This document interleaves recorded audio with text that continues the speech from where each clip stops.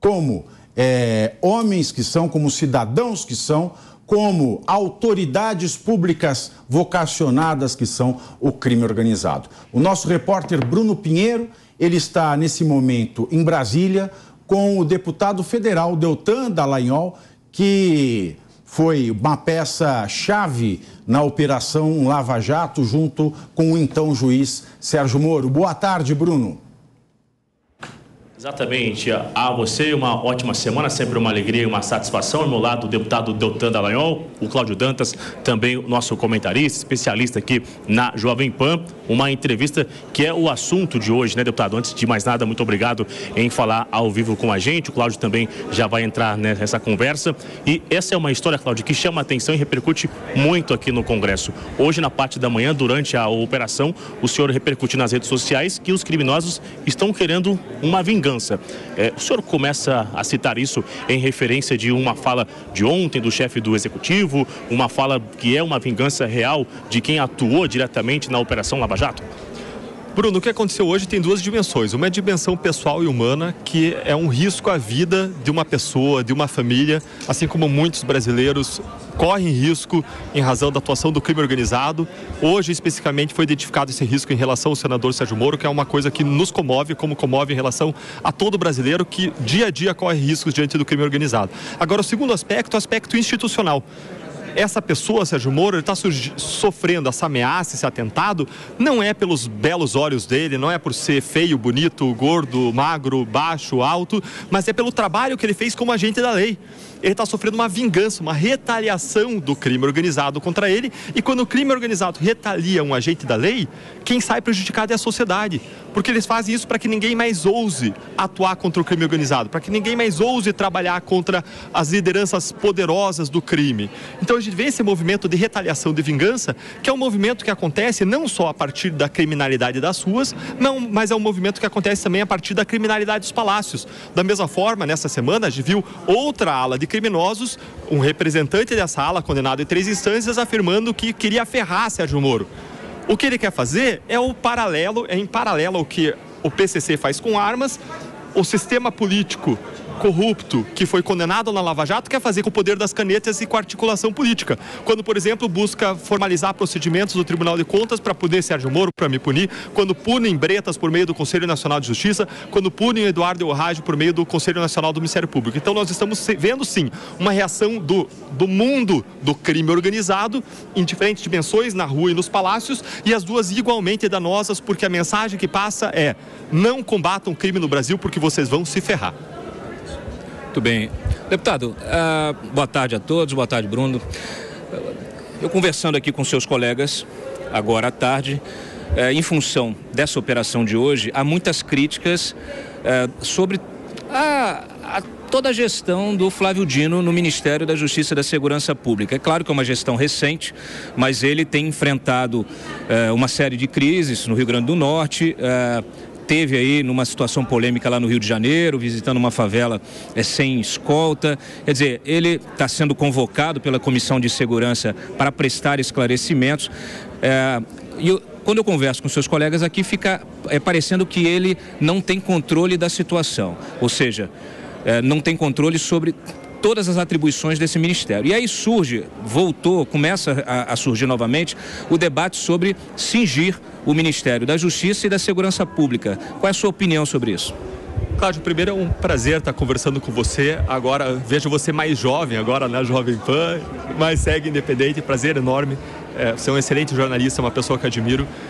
E a questão, quando a gente fala de segurança pública, não é tanto se você vai ter a mesma estrutura dividida em 1, em 2, em 3, em 4. A questão é qual tipo de função que essa estrutura vai desempenhar. É como que vai prestar ou não e a qualidade do serviço e quantidade de serviço público prestado para a sociedade.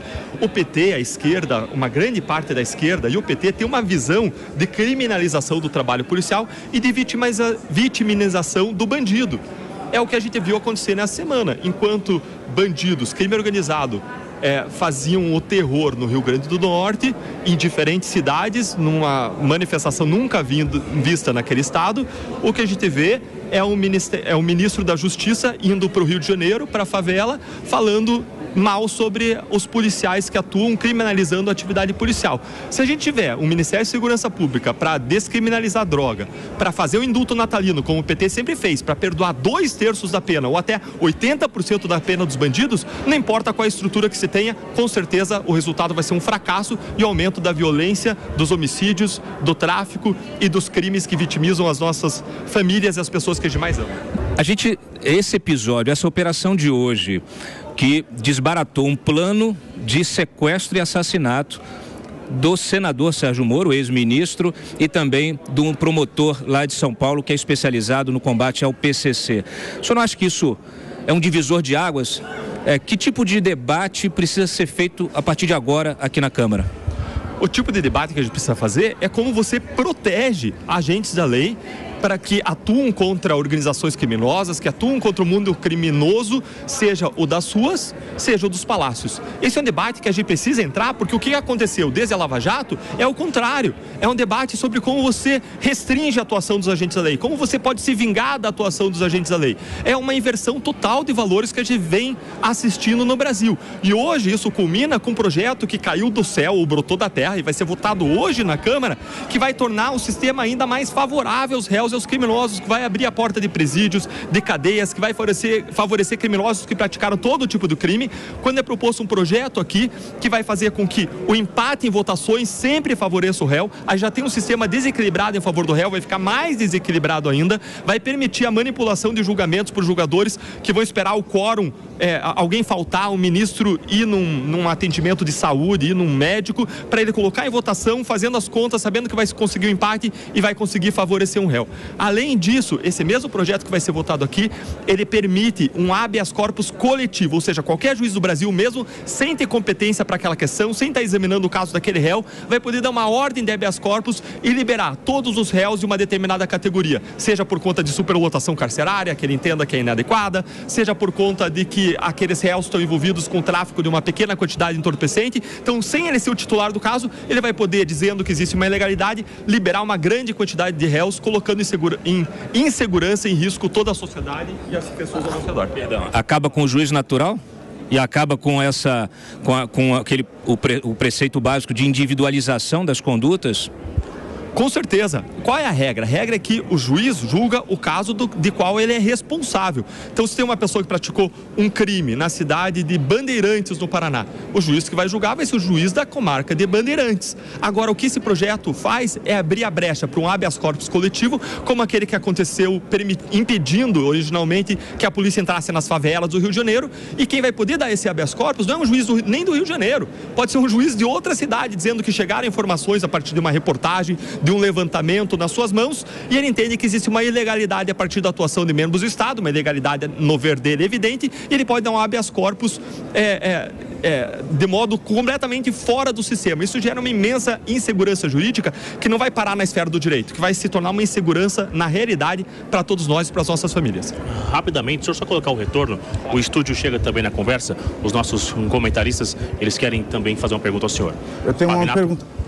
Deputado, Vossa Excelência, hoje de manhã, às 9h45, e eu vou fazer um pequeno preâmbulo. Ontem, no Pingos nos Is, eu, o Dantas, o Mota, nós falamos o seguinte, que depois da fala do Lula, que ele queria feder, é o termo que eu estou usando, e o objetivo dele é se vingar do hoje senador Sérgio Moro, nós comentamos, acredito que foi o Roberto Mota, que foi secretário de Segurança do Rio, ele ter comentado, a partir desta fala, tudo que acontecer com o Moro vai recair a suspeita sobre o presidente. A gente não sabia disso, essa notícia surgiu hoje de manhã. Esse foi um comentário dos Pingos nos Is. E hoje de manhã, Vossa Excelência tuitou o seguinte: não é preciso forjar uma ligação entre Lula e PCC para apontar que a fala do presidente da República sobre o desejo de feder com o Moro para se vingar, também entre aspas, turbina o risco de violência contra o senador e ex-juiz que mandou prender réus das facções criminosas e esquemas de corrupção.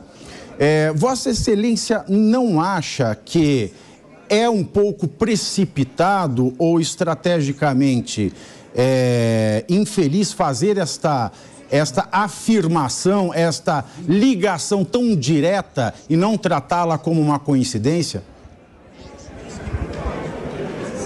Esses dois eventos não têm uma ligação causal.